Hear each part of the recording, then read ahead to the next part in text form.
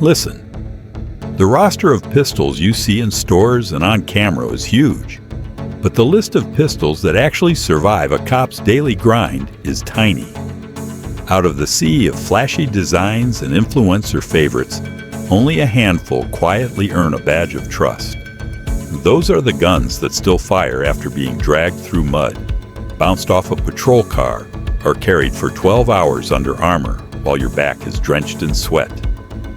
When you live by a sidearm, there is no room for excuses. Failure isn't a theory, it's a catastrophe.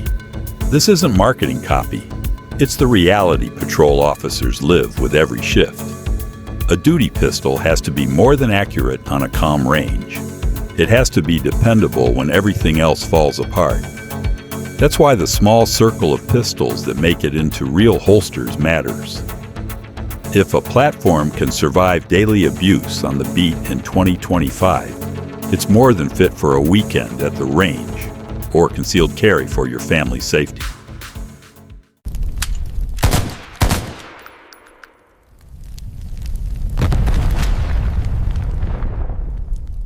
At the top of that list sits the Glock 19. Don't let the haters laugh it off. This compact 9mm is the workhorse everyone quietly respects. It strikes a near-perfect balance. Compact enough for concealment, big enough for controllability. With a magazine capacity of 15+1, it gives officers the confidence to get through encounters without immediately worrying about reloads. That's the kind of practical edge that matters when you're thinking beyond the Instagram flex to the realities of patrol work. Ask armorers, and they'll tell you stories that sound like folklore until you see the records.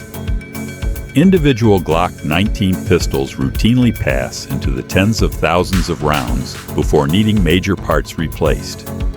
You hear about examples buried in muck, hosed off, and put back into service with no hiccups. Call it crude, call it ugly, but a tool that just keeps working under savage conditions is worth more than any boutique trigger. And when agencies start fielding MOS variants straight from the factory with cuts for optics, it removes a layer of aftermarket headache that busy departments don't want. Practicality, not prettiness, is the cop's currency. Cops don't pick pistols because they look cool. They pick them because they can trust them when everything else goes sideways. That's why the Glock 19's aftermarket ecosystem is actually an advantage. Holsters, lights, triggers, optics, plates, name it, and someone makes a version that fits. That modularity turns a basic work pistol into a mission-ready rig without half the tinkering. Now shift focus to ergonomics and you meet the Smith & Wesson M and P 9M 2.0. This isn't a Glock imitation. It's a deliberate alternative for officers who want a pistol that locks into the hand and refuses to let go. The M&P's textured grip, crisp trigger reset, and adjustable backstraps let a wide range of shooters find a natural fit. For someone who spends hours in a cruiser, that made-for-you feeling can be the difference between confident shots and hesitant ones. Departments pay attention to that kind of human factor. When a county police force picks the M and P9M 2.0 after trials, it's not because of flashy ads. It's because officers felt more connected to the tool when it counted. Comfort matters under stress. When hands go sweaty and rounds stack up, the pistol that stays controllable is the pistol that saves lives. When a gun gets handed to a SWAT tech and told to fail, you know the test won't be pretty. That's the crucible, the F1 509 MRDLE walkthrough. This wasn't a weekend demo. It was a war of attrition. 20,000 rounds, dirt, storms, no mercy. The ones that survived earned not just a check mark on a spec sheet, but the real hard currency of street trust. Think about procurement from a department's point of view. You're buying gear that lives on patrol belts and in tactical rigs. You don't want surprises. Wake County handed out more than 500 of these pistols after long trials in which the 509 never blinked. That's not PR. That's procurement logic.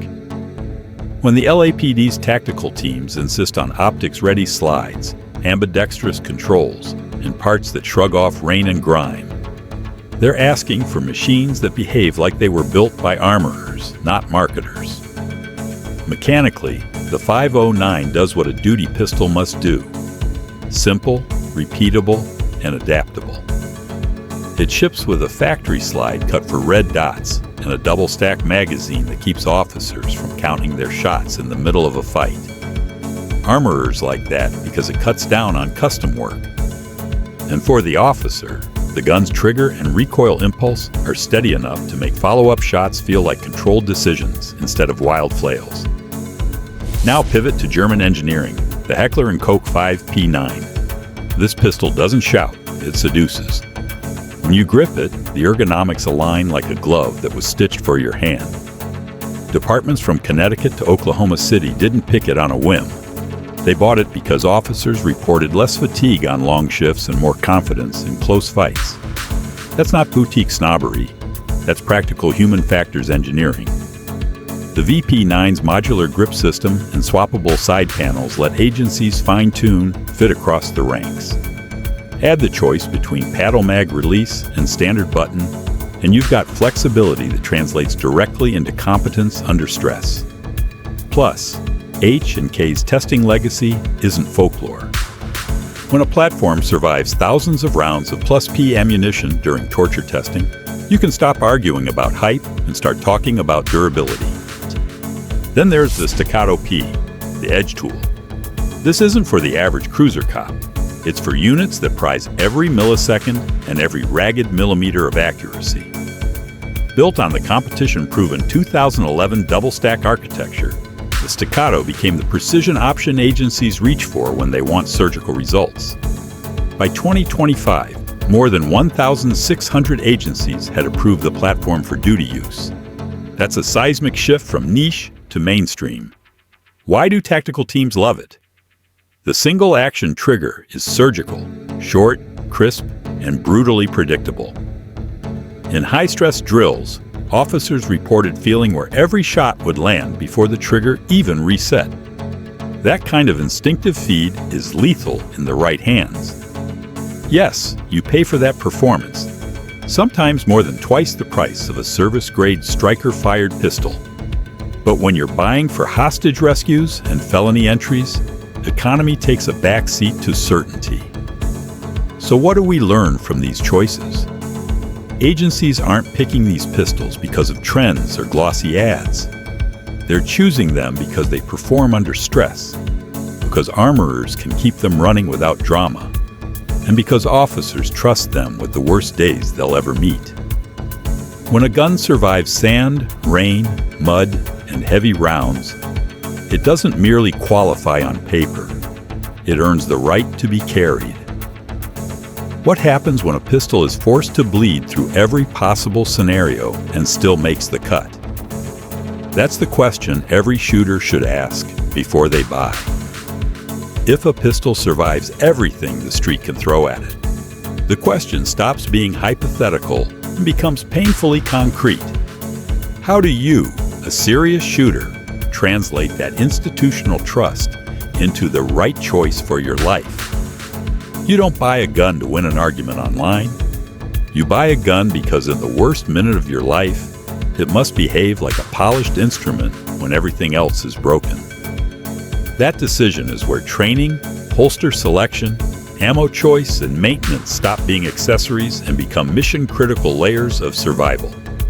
Start with the holster. A reliable pistol in a mediocre holster is a liability. Law enforcement departments don't tolerate sloppy retention because they know a single tug, a single awkward draw, can cost everything.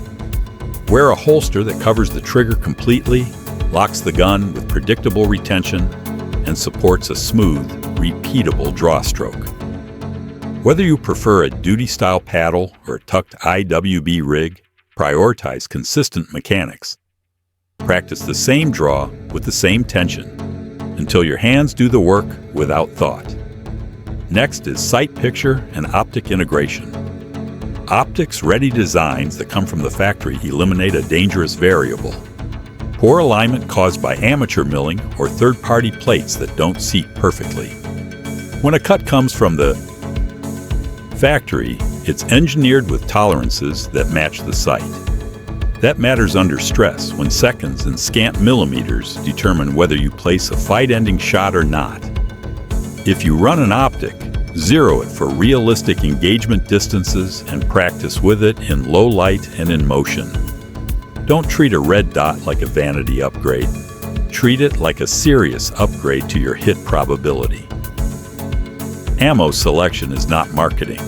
Departments load rounds to specific performance goals because experience proves certain projectiles do the job at realistic engagement ranges. Use hollow points that expand reliably in the speeds you're shooting and test them through your pistol and preferred holsters. One round that performs in a controlled test but fails after being fed through a duty rig is a dangerous surprise. Test your ammo for both terminal performance and feeding reliability. Maintenance habits separate the prepared from the hopeful. A gun buried in the back of a safe is a useless status symbol. Routine inspections, timed lubrication, and function checks are the sweat equity of readiness. If a department trusts a pistol through thousands of rounds, you should mirror that diligence for your carry gun. It's not romantic, it's survival. Training beats gadgets every time. Drill reloads, malfunction clearing under stress, shooting on the move, and decision drills until your body routes the correct responses. Tactical units don't train because their gear is superior. They train because their gear, no matter how good, still requires a human operator who can perform under pressure. If you're carrying one of the pistols trusted on the street, commit to a training plan that matches the level of risk you accept. Here's the hard truth. You will make trade-offs. Maybe you value concealability, maybe absolute precision, maybe budget constraints. That's fine. Choose intentionally. If you want concealment, accept smaller capacity and commit to faster reloads. If you want precision, pay the premium and keep the gun in a holster that allows rapid deployment. If you want the one gun for everything approach, favor platforms that strike balance, have factory optic readiness, and a proven record in the hands of professionals. Finally, never confuse popularity with preparedness. A flashy pistol with a viral review is not a replacement for a rigorously proven platform. The guns trusted by professionals earned that trust through repeated, ruthless validation, not clicks. When you walk away from a buying decision, ask a simple, brutally honest question. Would I stake a life on this pistol in the next 12 months? If the answer is anything but a clear yes, reevaluate. The 5 pistols that earned real holster space did so, because they answered that question under fire. Now it's your turn to answer it for yourself. Not with hype, not with wishful thinking, but with hard choices, relentless training, and a commitment to readiness.